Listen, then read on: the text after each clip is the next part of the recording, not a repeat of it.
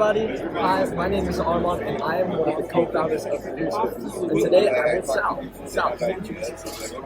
Yes, hi Armand, nice to meet you. And I love the young people coming up here to TechCrunch and young entrepreneurs, and I'd love to engage them. So my name is Sal Lowe. I'm the CEO of Jorie Healthcare. We're a global technology company, about 1,400 people across the globe, and we represent the healthcare field, and we're disrupting right now the trillions of dollars that are being spent in the adjudication of claims that go back and forth to hospitals.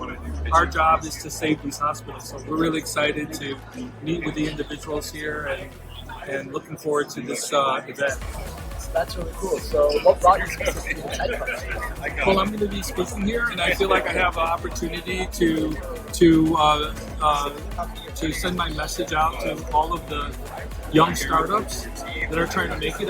I've started up several businesses, and I've exited to public companies. And I'm an investment banker by trade, so I know the pluses and minuses and the struggles that startups have to consider, as you try to break free into the marketplace and set yourself apart from everyone. I would say this, that I'm no stranger to failure, and I think failure is going to be part of being an entrepreneur. If you can survive that, I think that, and then overcome those and learn from it, I think that's where your success will be. And I'll be able to present that tomorrow in this conference. What made you realize that this is your thing? This is like what you want to do? Well, you know what? That's a really good question, because when you say your thing, everybody has a talent, right? And everyone has an idea. But that's not enough. Because I always thought I had this great idea, like when travel agents went out of business and the internet came along and then the Expedias came along, I thought, hey, that was my idea. But there was a million people with the same idea. All right, where my talent lies is in healthcare space. I happen to build hospitals and surgery centers and clinics and dialysis centers. So why do I say all of this? Because when you say, how did you know that you were in the right space? Well, what I did was I leveraged all of my assets, and I realized that when I'm in the right time in the right place where technology is disrupting healthcare, I have all these assets that no startup will have. So which means that I could be the Expedia of healthcare, because now you've created a barrier of entry that nobody else has. So now I'm talking in all these presentations, but maybe someone else has the same idea I have.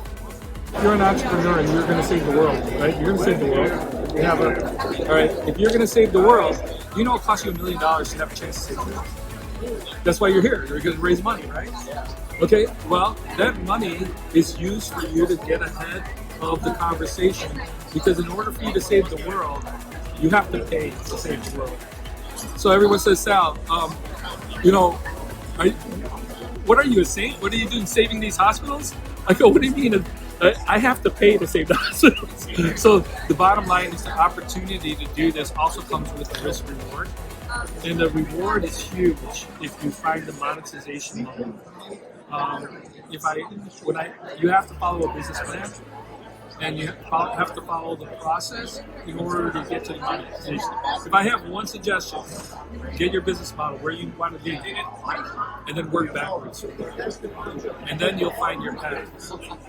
Because your business model will discover itself, and it might go left or right, but as long as you have that goal, this is where you want to be. And where I want to be is, I want to be the automation for fintech and AI for healthcare and save all these hospitals. And then I reverse the path to where I need to be. And guess what? Part of that path is being here, to talk here. That's just one part of my path. Next week I'm going to be in India, because that's another part of my path, because I have to expand my technology operations over there, because I realize I need to deliver the technology in order to get to this path.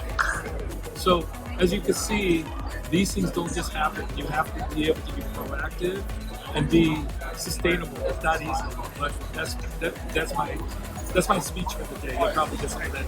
My last question is, I know you were talking a bit about how you deal with failure is what determines a good entrepreneur and not maybe not so successful. What advice would you tell your youngest? Well,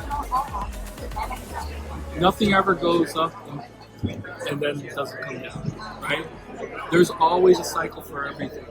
When I was in my early 20s, I took my telecom company from 0 to 150 million in a year and a half. But I forget to tell you, it went back down to 0. Right? And I thought everything goes up. People wanted to invest in me. I said, I'm going to. And so now I diversify. So what I would say is that understanding the cycle, then understanding where your place is in that cycle, and then executing and diversifying yourself, to win.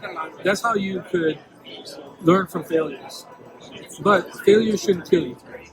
So what I did was I opened up 4 businesses instead of 1.